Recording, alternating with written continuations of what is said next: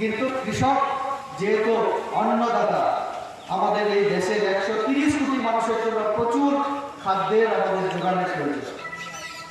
এরকম একটা দ্বিতীয়, এখন তো আমরা প্রথম হয়ে যাব বিশ্বের মধ্যে, চীনকে ছাপিয়ে আমরা কিন্তু আগামী কয়েক বছরের মধ্যে পৃথিবীতে সব থেকে মানে জনসংখ্যার দেশ হবে আমাদের।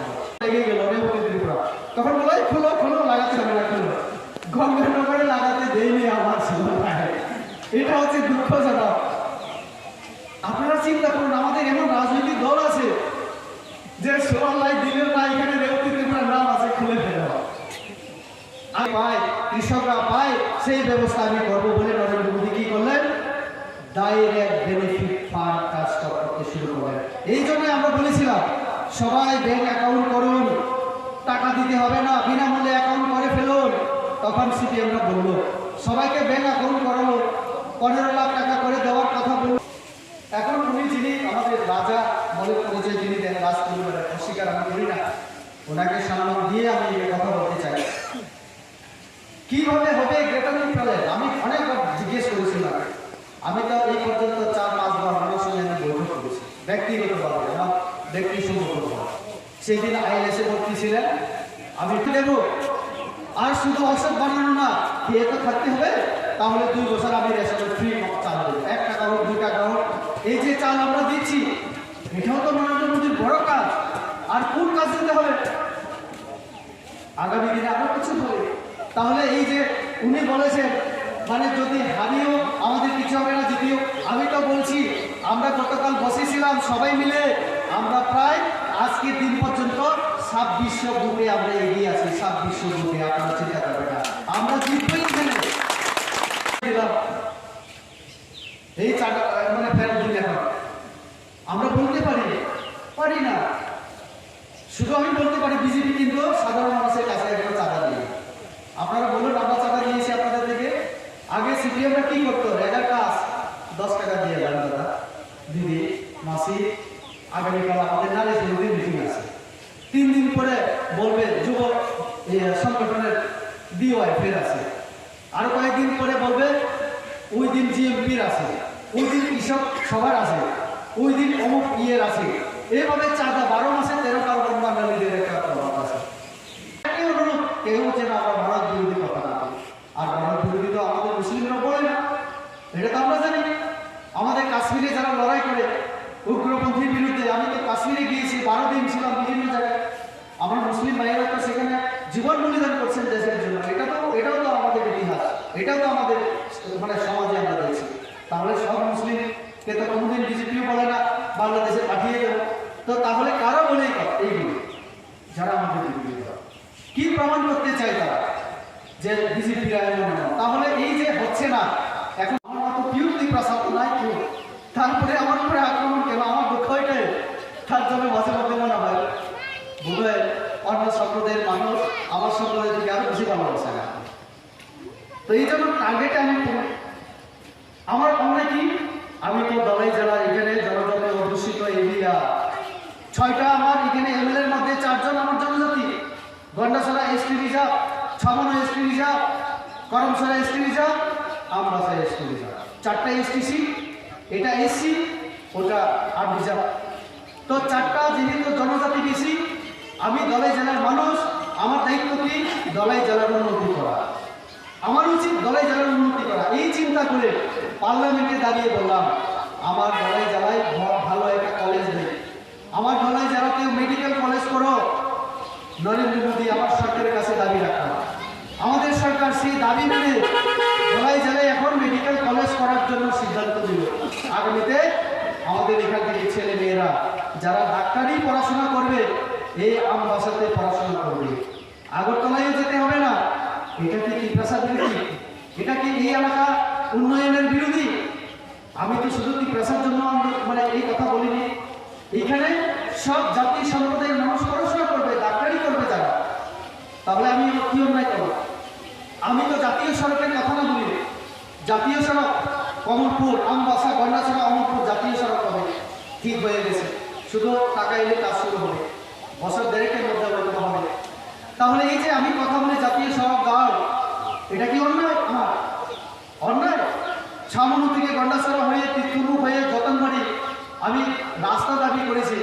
এটা এখন ডিপিআর চলছে।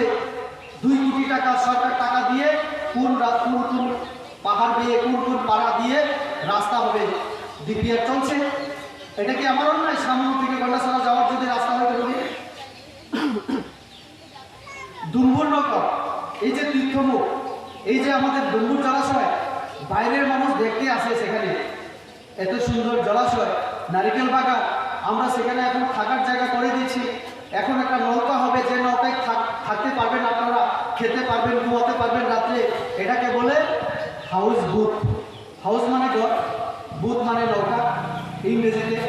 আর লকহাট কাঠের তৈরি ঘর হচ্ছে 10-15টা, সেখানে রাত্রে যাপন করতে পারবে। বিদেশ থেকে মানুষ আসবে, গন্ডাছড়া এই ধলাই জেলাতে বিদেশের লোক আসবে। তারা এলে আমাদের গাড়ি চালক গাড়ি ভাড়া দিতে পারবে, হোটেলওয়ালারা হোটেল চলবে, সেখানে খুচরা ব্যবসায়ীরা ব্যবসা করবে। আমার যুবকরা বুধ দিয়েছি কি লাভ হলো আমার, রেবতী তো আসলে বাংলাদেশি তীব্রাসার কিছু করে না, এই কথা বলে। তো কি করে বলুন? সবাইকে গড় দেয়, সবাইকে শৌচালয় দেয়, সবাইকে গ্যাস দেয়, বলে আচ্ছা আমি সিপিএম করলেও তো গ্যাস পাই, বিজেপি করার কি দরকার? এটা তো অন্যায় কথা না? তাহলে এবার ভাবুন, আজকে করোনা 2 বছরের মধ্যে উনি বলছিলেন, আমরা কি একবার বলেছি আপনি মুসলিম নাম দেওয়া হবে না? বলিনি তো। আপনি খ্রিস্টান বলিনি তো। সেই দিন জামথুম আমি গিয়েছিলাম, হালাল কমিউনিটি আরবিয়া একটু খ্রিস্টান আছে, আমাদের এই মাথার দলরা কি প্রচার করেছে সেখানে, আমরা তো খ্রিস্টান, বিজেপি তো হিন্দু দল, আমরা কেন বিজেপিকে ভোট দেব? আমরা থানচাতে ভোট দেবো। থানচা মানে ককবরকে, থানচা মানে একতা বলতে বোঝায় ওই রাজার দলকে। তো আমাদের যিনি জনজাতি মোর্চার রাজ্য সভাপতি বিকাশ দেববর্মা কপাল বলো, উনি খ্রিস্টান। উনি ভাষণের মধ্যে বললেন, আরে দাদারা দিদিরা বা এখানে যারা অভিভাবক, আপনারা ভুল করছেন, বিজেপিতে খ্রিস্টান নেই, এটা ভুল। বিজেপির মধ্যে সব ধর্মের নেতা আছে। আমি বিকাশ দেববর্মা, আমি খ্রিস্টান, আপনারা নিশ্চিন্তে ভোট দিন, আমি রাজ্য কমিটির নেতা, রাজ্য প্রেসিডেন্ট জনজাতি মোর্চা। এই কথা বলাতে এখন আমরা জামপুরে ভালো করতে পারবো। এই যদি দেখাতে না পারতাম বিপদ ছিল। তারা এমনভাবে করে রাখে, আপনাদের মাইনরিটিকেও হয়তো বলে দেখো বিজেপি কোনোদিন আসবে না, তোমাদের খবর নেবে না, ইত্যাদি ইত্যাদি। আপনারা জসিমউদ্দিন সাহেব এখানে আমাদের মোর্চার যারা আছে আয়া গেছেন, তাদেরকে তো বিশ্বাস করেন। আমি জসিমউদ্দিন তাকে প্রায় সময় দিব, কারণ উনি পুরানো বিজেপির মধ্যে। আমাদের বিলকিস জাহান আছেন আমাদের কৈলাস সামনে, ওই দিদি একদিন কাঁদতে কাঁদতে আমাকে বলেন, চোখের জল ফেলেছিলেন, দাদা বিজেপি করার অপরাধে যায় আমার মুসলিম সমাজ থেকে আমাকে বের করে দিয়েছিল। সমাজ থেকে নাকি বের করা হয়েছে, সিপিএমের সমাজ তো বের করেনি। আগে তো সিপিএমরা পার্টি অফিসে বিচার করতো, সমাজের বিচারও পার্টি অফিসে। তো পার্টি অফিসে বিচার করে আজকে থেকে তোমাকে সমাজ থেকে আমরা বহিষ্কার করলাম, এই ঘোষণা দিল। আর উনি সমাজে কোনোখানে জায়গা পাননি, কারণ সিপিএমের শাসন যে বাড়িতে দিলে ওই বাড়িতে গিয়ে সিপিএমরা হাঙ্গামা করবে।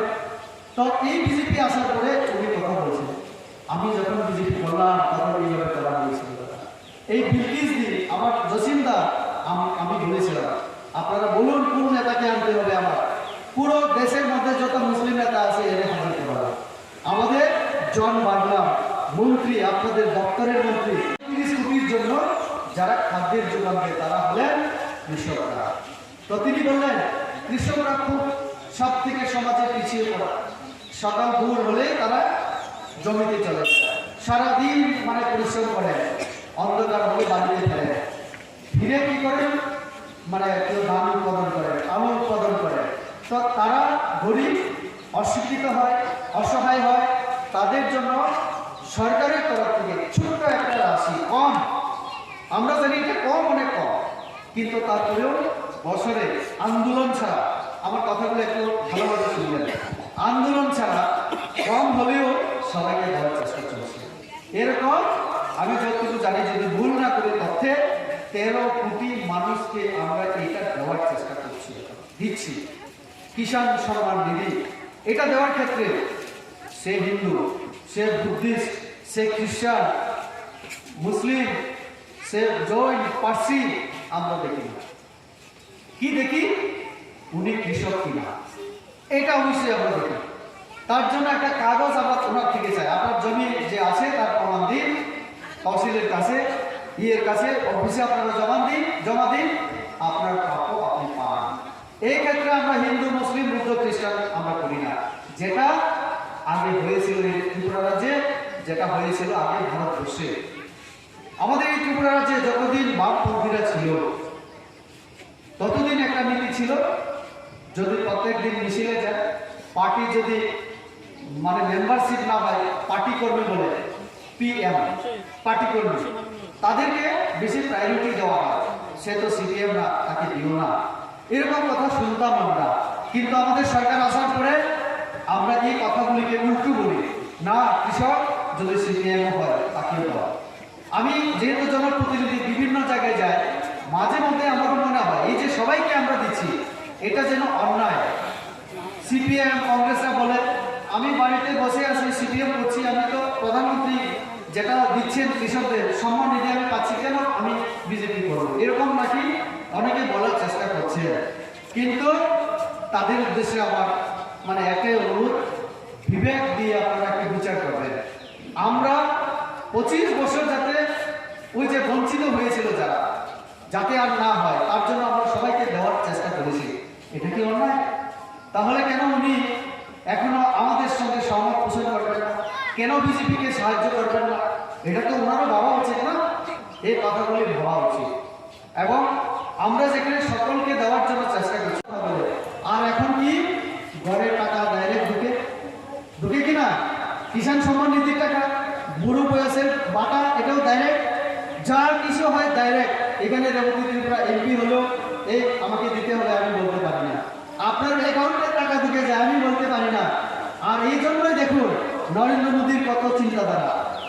একদিনে, আমি একদিনও বলবো না, 1 ঘন্টাও বলবো না, 1 মিনিটের মধ্যে উনি বলেছিলেন CPMরা 25 বছরে তথ্য, সরকারি তথ্য, 25 বছরে 42,000 মানুষকে গড় দিয়েছিল CPMরা। 25 বছরে কত? 25 বছরে 42,000।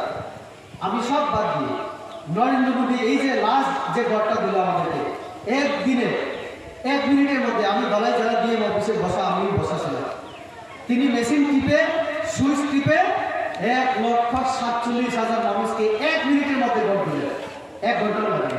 তাহলে আপনারা চিন্তা করুন, এই যে গড়টা দিলাম, আমরা কি জাত পাত ধর্ম আমরা দেখে দিয়েছি? দেইনি। সবকা বিকাশ হওয়া চাই, সকলের সাথে থাকবো, সকলের বিকাশ করবো, তারপরেই তো ভারতবর্ষ এগিয়ে যাবে। এই পৃথিবীর মধ্যে, বিশ্বের মধ্যে শ্রেষ্ঠ আসন আমরা পাবো। সেখানে আমার মুসলিমের উন্নতিও দরকার, খ্রিস্টানের উন্নতিও দরকার, জনজাতিদের উন্নতিও দরকার। আমরা যদি পিছিয়ে থাকি, জনজাতির আবারও উন্নতি হয়ে এখানে যদি অশান্তির পরিবেশ তৈরি করে, কার শান্তি থাকবে তখন? বাঙালিরও শান্তি থাকবে না, মুসলিমেরও থাকবে না, আর জনজাতি আমরা তো এমনিতেই আক্রান্ত। সেই সময় যারা উগ্রপন্থীদের ছিল, তারা আমাদের মানে মা বোনেদের ইজ্জতটাই তারা নষ্ট করেছে।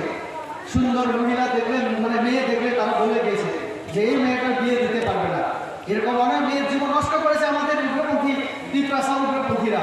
আমরা চাই না এরকম পরিবেশ আমাদের রাজ্যে তৈরি হোক, আমাদের মধ্যে জাতিগত সাম্প্রদায়িকত এরকম কোনো পরিস্থিতি তৈরি হোক। আমরা চাই উন্নয়ন, এই জন্য 7টা সরকার বিকাশ।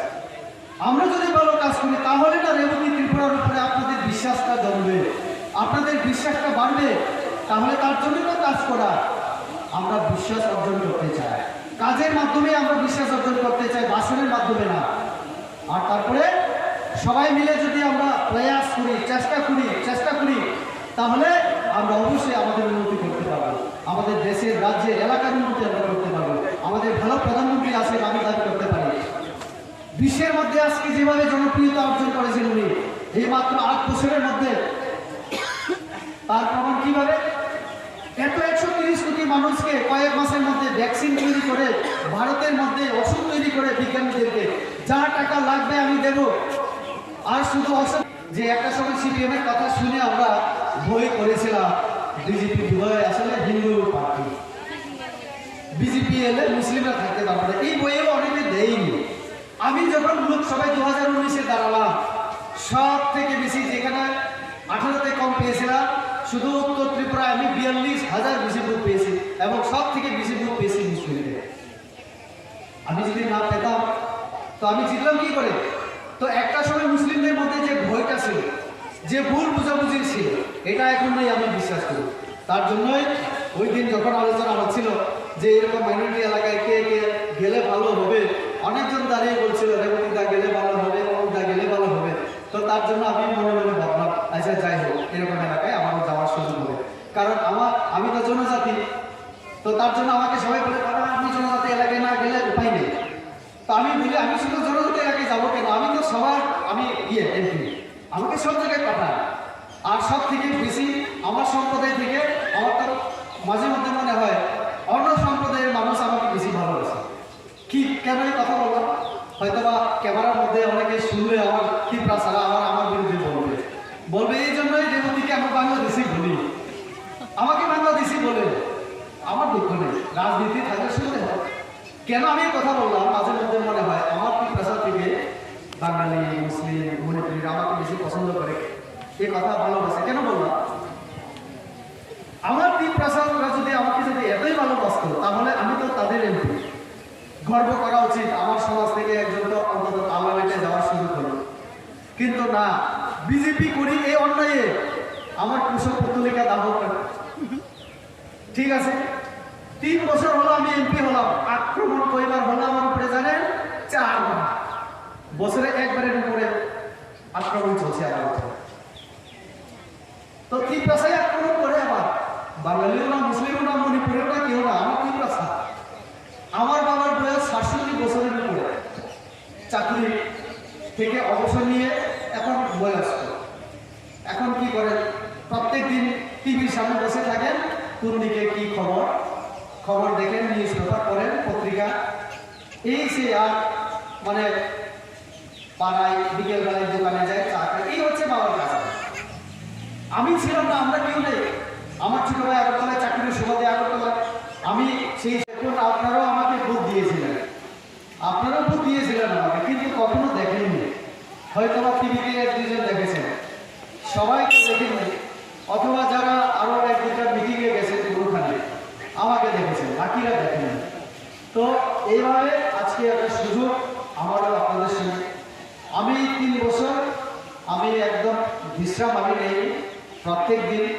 আজকেও আমি বেরিয়েছি, আমাদের অন্যান্য জায়গায় ছিলাম, এই লাস্ট মেহেন্দি থেকে এলাম। আর আমি বুঝলাম না এই কয়েকদিন সব জায়গায় বেশিরভাগ আমাকেই নিতে চায়। যেখানে জনজাতি, মণিপুরি, মুসলিম এলাকায় বলে সবাই রেবতী নিয়েছে। তো আমি জানি না, এটা হয়তো বা আপনাদের ভালোবাসা, আপনাদের আশীর্বাদ, আমার সৌভাগ্য যে আপনাদের কাছে আসার সুযোগ হয়। আর যে কথা উনি বলছিলেন, অনেক কথা আমি শুনতে পারিনি, কারণ আমি যখন ছিলাম, আমি আশা করি ওনার ভাষণ শুনতে পারা। উনি বলার চেষ্টা করেছেন আমাদের সরকার, আমাদের দল সাধারণ মানুষের জন্য, সাধারণ যারা মানুষ, যারা কৃষিজীবী, যারা জমিয়া, যারা শ্রম করে খান, তাদের জন্য আমাদের সরকারের কী কী প্রকল্প, আমরা কি দিতে চাইছি, আগামী দিনে আমাদের কী কথা পরিকল্পনা, এগুলি তিনি বলার চেষ্টা করেছেন। সবটা বলা একটা ভাষণে কারোর পক্ষেও সম্ভব না, কারণ সময়ের অভাব। আর কোন বিষয়গুলিকে বলা দরকার এটা ভাবতে ভাবতে আমরা অনেকটা বাদ দিয়েও দিই, অনেকটা যেগুলি দরকার হয় না সেটাও আবার বলে ফেলি। এই জন্য অনেক সময় যারা শুনেন তারা বলেন আজকে রেবতী ত্রিপুরার ভাষণটা ভালো হবে, হয়তো বা ওনার ভাষণ ভালো হবে, এরকম বিচার করবেন আমি জানি। তবু যেহেতু প্রথমবার আপনাদের সঙ্গে আমার সুযোগ হয়েছে, এটা বলার চেষ্টা করব। কয়েকটা বিষয়ের উপরে আমি আলোকপাত করতে চাই। প্রথম কথা হচ্ছে, আমি জনজাতি সম্প্রদায়ের মানুষ, আমিও এরকম কোনো এমন সম্প্রদায় বিলং করি না যে সম্প্রদায় একেবারে খুব উন্নত। হ্যাঁ, যদিও গর্ব করি আমরা, আমাদের রাজারা ছিলেন একসময়, রাজত্ব আমাদের হাতে ছিল। আজকে শিক্ষা দীক্ষা দারিদ্রতার কারণে আমরা পিছিয়ে, এটা এই সম্প্রদায় থেকে বিলং করি। কিন্তু আপনাদের আশীর্বাদে আমি যে পদে আছি এটাও কোনোভাবেই ক্ষুদ্র না, এটাও একটা বড় সুযোগ আমার জন্য, যে সকলের জন্য কাজ করার সুযোগ আমি পেয়েছি। তো তো যেহেতু সবাই আমাকে নির্বাচিত করেছেন, আমার দায়িত্ব সবাইকে সমানভাবে দেখা, সকলকে সমানভাবে বিচার করে সকলের কেন বিজেপিকে সাহায্য করবেন না, এটা তো ওনারও ভাবা উচিত না, এই কথাগুলি ভাবা উচিত। এবং আমরা যেখানে সকলকে দেওয়ার জন্য চেষ্টা করছি, তাহলে সকলের আনন্দিত আমারও আনন্দ। কারণ সমাজের বেশিরভাগ লোক যদি শান্তিতে থাকতে পারে, আনন্দে থাকতে পারে, তাহলে সমাজটাই আমাদের সুখের এবং শান্তির ভাব। তো তার জন্য আমরা সবাইকে দেওয়ার চেষ্টা করছি, এটা একটা তাৎপর্য দিক। আমাদের সিপিএমরা যতদিন ছিলেন এই রাজ্যে, আপনারা যারা মুসলিম ধর্মাবলী, খ্রিস্টান ধর্মাবলী, অন্যান্য হিন্দু ছাড়া তাদেরকে বলার চেষ্টা তারা করত, দেখো সাবধান, বিজেপিকে কিন্তু এই রাজ্যে সুযোগ দিও না। বিজেপি যদি একবার ক্ষমতায় চলে আসে, মুসলিমদেরকে বাংলাদেশে পাঠিয়ে দেওয়া হবে, আর খ্রিস্টানদেরকে কোথায় পাঠাবে তারা কি বলতো আমি জানি না। তবে বলতো, খ্রিস্টানদেরও বলতো চার্চ ভাঙা হবে, এই করা হবে, অমুক করা হবে। আমি আপনাদের বলি, অজান্তে যদি হয়ে যায় সেটা একটা কথা, কিন্তু আমার নলেজে আছে, আমি জানি এরকম একটা ঘটনা যদি হয়ে থাকে, আমি তো তুরন্ত সেখানে আমি উপস্থিত হই। আমাদের পার্টির নেতৃত্বরা আমরা সেটাকে চেষ্টা করি অন্তত হাতের বাড়ি না যায়, কেউ এরকম আর দ্বিতীয়বার না করে। আমরা এখনো দেখেছি ত্রিপুরা যে আমাদের সরকার আসার পরে আমাদের নাম করে অনেকে অনেক কিছু করার চেষ্টা করেছিল। আপনাদের মসজিদ সোনামুড়া বা বিলোনিয়া কোনো একটা জায়গায় ফেন্সিং কাঁটা তারের বেড়ার উপরে পড়ে গিয়েছিল। আপনারা জানবেন আমার থেকে, আমি আমাদের মাইনরিটি মোর্চার রাজ্য প্রেসিডেন্টের মুখে আমি শুনেছি, উনি বলেছেন এরকম দুইটা মসজিদ যেটা কাঁটা তারের ভেতরে চলে গিয়েছিল, বিএসএফ এর জন্য আপনাদের মসজিদে যাওয়া কষ্ট হচ্ছিল। রাজ্য সরকার খরচা করে আপনাদের আর একটা সেই ব্যবস্থা করে দিয়েছে। আমি যদি ভুল না করে থাকি, আমাদের মোর্চার থেকে আমি শুনেছি, আমি শোনা পড়ে আমি যাইনি, তো ওনার যেটা কথা, তাহলে আমরা মসজিদ আমরা ভাঙিনি, বরং যে মসজিদটা ওপারে চলে গিয়েছিল কাঁটাতারে, আমাদের মুসলিম সম্প্রদায়ের লোকেরা যাতে ওই নামাজ পড়তেও সুবিধা না হয়, আপনাদের জন্য আমরা করেছি।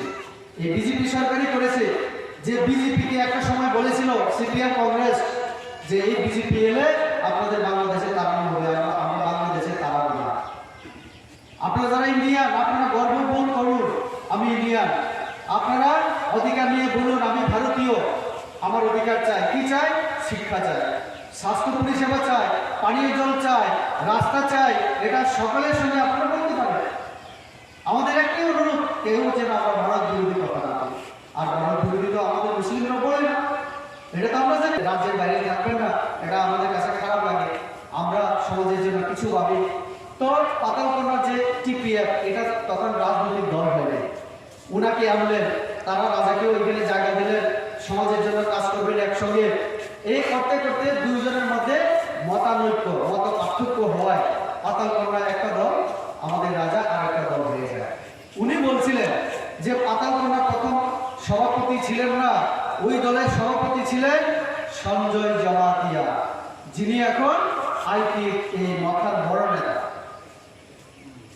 পাতালকোনা যদি কারো কাছ থেকে টাকাও নিয়ে থাকে, তাহলে সঞ্জয় জমাতিয়ার নির্দেশে, কারণ যিনি হেড, উনি আদেশ না করলে তার নিচের লোক কোনোদিন আদায় করতে পারে। তো উনার বক্তব্য এখন যে যদি অন্যায় পাতাল কইরা থাকে, তাহলে ওই সঞ্জয় জমাতিয়ার নির্দেশে। তো ওনার বক্তব্য, পাতালকোনার কাছ থেকে কেন টাকা চাওয়া হচ্ছে, তুমি ত্রিপুরালেন দেবে বলে চাঁদা নিয়েছো, এখন আমাদের টাকা ফেরত দাও, এ কথা তো হতে পারে না। কারণ পাতালকোনা তখন সাধারণ সম্পাদিকা ছিল। তাহলে সঞ্জয় জমাতিয়ার কাছ থেকেও আমাদের টাকা চাওয়া উচিত কিনা? চাওয়া উচিত, কারণ প্রেসিডেন্ট হিসেবে তিনিও টাকা নিয়েছেন। কিন্তু আমাদের রাজ্য ওই জায়গায় ভুল করছে, উনি সঞ্জয় জমাতিয়াকে কিছু বলছেন না। পাতাল বিজেপিতে আসাতে পাতালের যত দোষ, একটা বাংলায় কথা আছে দ্বন্দ্ব দোষ, যত দোষ দ্বন্দ্ব দোষ, এখন সব দোষ পাতালের উপর।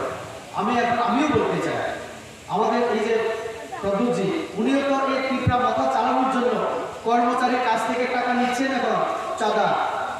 যারা মাথার সাপোর্টটা, যারা মাথার সমর্থক কর্মচারী, তারাও তো টাকা দেয়। এখন কোনো কর্মচারী কোনোদিন বিজেপিতে চলে আসে, উনি যদি গ্রেটার ত্রিপুরা না দিতে পারেন, আমাদের জনজাতি সমাজ যদি রাজাকে বলি কোনো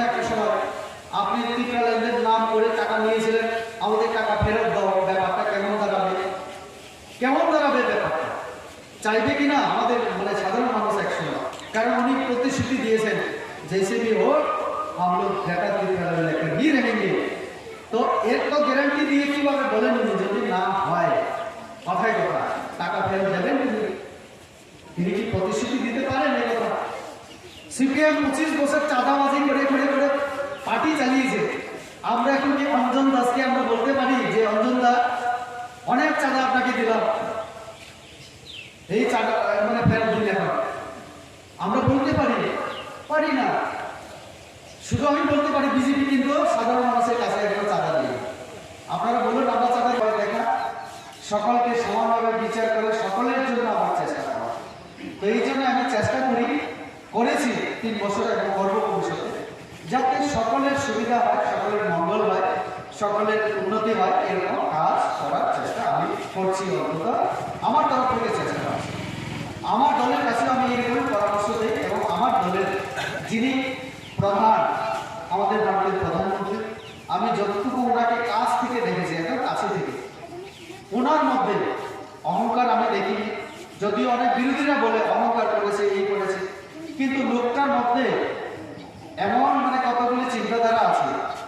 উনি প্রায় সময় বলেন যে আমার পুরো দেশের মানুষ যে কোনো ধর্মের হোক, যে কোনো সম্প্রদায়ের হোক, যদি একটা সম্প্রদায় একটা ধর্মের মানুষ পিছিয়ে যায়, পেছনে পড়ে থাকে, তাহলে আমার এই ভারতবর্ষ আমাদের এই দেশ কখনো সামনে এগিয়ে যেতে পারবে না। আমাদের সমাজে প্রচলিত আছে যে আমরা কোনো ব্যক্তিকে যদি পেছনে ফেলে রাখি তাহলে সেও কিন্তু ধরে রাখবে যাতে আমি সামনে এগিয়ে না পারি। তো তার জন্য কাউকে পেছনে ফেলে রাখার চিন্তাধারা আমাদের দলের আমাদের সরকারের অস্তিত্ব নেই। তার জন্য উনি যে কথা বলছিলেন কিষাণ সম্মান নিধি, এই যে প্রধানমন্ত্রী কিষাণ সম্মান নিধি, এটা একটা ইংরেজি শব্দ যেটা নিধি এবং কিষাণ, হিন্দিতে কিষাণ বলে, আমরা কৃষক বলি। নিধি মানে একটা রাশি, একটা পরিমাণ, কিছু একটা অর্থ রাশি যেটা কৃষকদেরকে সাহায্য করার জন্য। এই যে প্রধানমন্ত্রীর নামে আমরা প্রধানমন্ত্রী নরেন্দ্র মোদী কিষাণ সম্মান নিধি আমরা বলিনি, কিন্তু এই নামের মধ্যে একটা তাৎপর্য আছে।